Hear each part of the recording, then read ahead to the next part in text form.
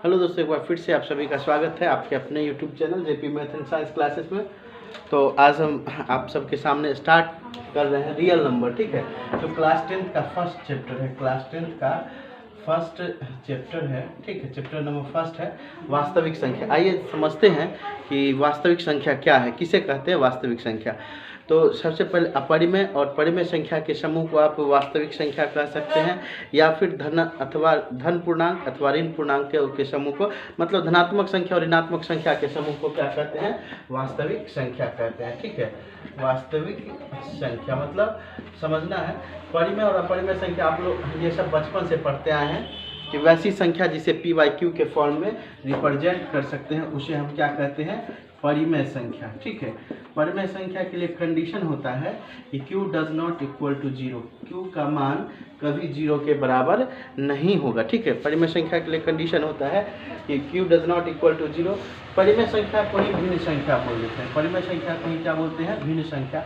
और अपरिमेय संख्या का मतलब होता है कि अपरिमेय संख्या का मतलब हो जाएगा कि जिसे हम p बाई क्यू के फॉर्म में, अपरिमेय संख्या p बाई क्यू के फॉर्म में रिप्रेजेंट नहीं किया जा सकता है। ठीक है, इसी को वास्तविक मतलब क्या, परिमेय और अपरिमेय संख्या के समूह को परिमेय संख्या तथा अपरिमेय संख्या के समूह को क्या कहते हैं, अपरिमेय संख्या के समूह को वास्तविक संख्या कहते हैं, समूह को वास्तविक संख्या कहते हैं, वास्तविक संख्या कहते हैं। क्वेश्चन आपसे रहेगा, सबसे सिंपल ही है क्वेश्चन, कहेगा या फिर धन अथवा ऋण पूर्णांकों के समूह को, लेकिन ध्यान रखिएगा अपरिमेय संख्या जिस संख्या का पूरा रूट फाइंड नहीं होगा, जैसे √2, √3, √5, ये सब भी अपरिमेय संख्या की श्रेणी में ही आता है। ठीक है, और ध्यान रखना है ये वास्तविक संख्या हो गया। इन संख्याओं को जानने से पहले आपको कुछ और संख्या का ज्ञान होना जो एकदम बेसिक है, जैसे कि आपको बता रहे प्राकृत संख्या का ज्ञान होना आवश्यक है, प्राकृत संख्या। उसके बाद है प्राकृत संख्या के बाद अभाज्य संख्या, अभाज्य संख्या, सम संख्या, सम संख्या, विषम संख्या,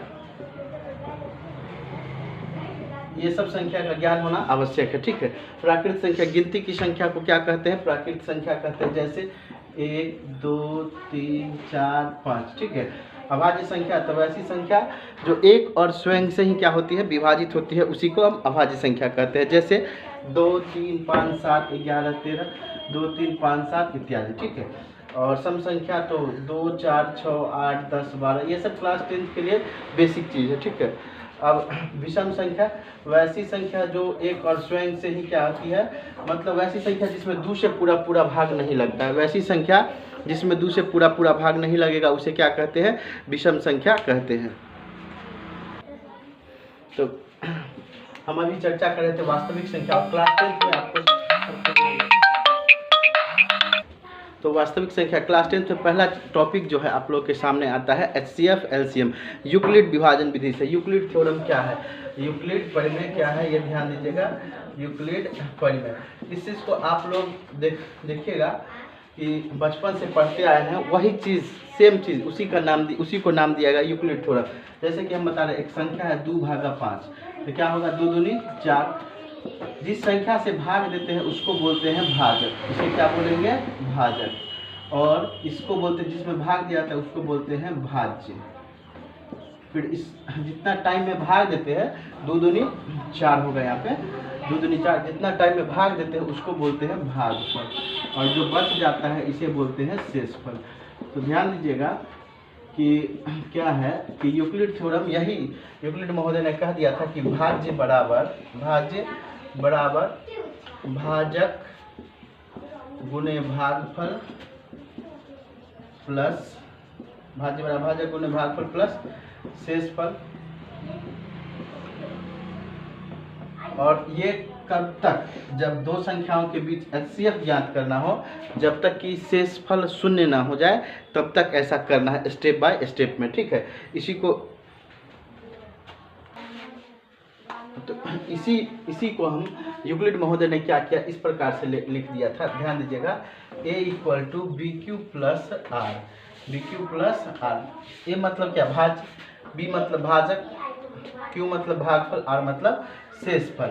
जहाँ पे कंडीशन अप्लाई होता है कि r इज ग्रेटर देन 0 या इक्वल देन 0, मतलब r का जो मान होगा, मतलब शेषफल का जो मान होगा, शेषफल का मान जो होगा वह या तो 0 से बड़ा होगा या 0 के बराबर, और ध्यान दीजिएगा, और शेषफल और r का जो वैल्यू है वह भाजक से छोटा होगा, मतलब क्या, b से छोटा होगा। इसको हम क्या बोलेंगे, r इज ग्रेटर देन 0 या इक्वल देन 0, या फिर r is smaller than b, ठीक है। मतलब r का जो मान है वह भाजक से छोटा है, ठीक है।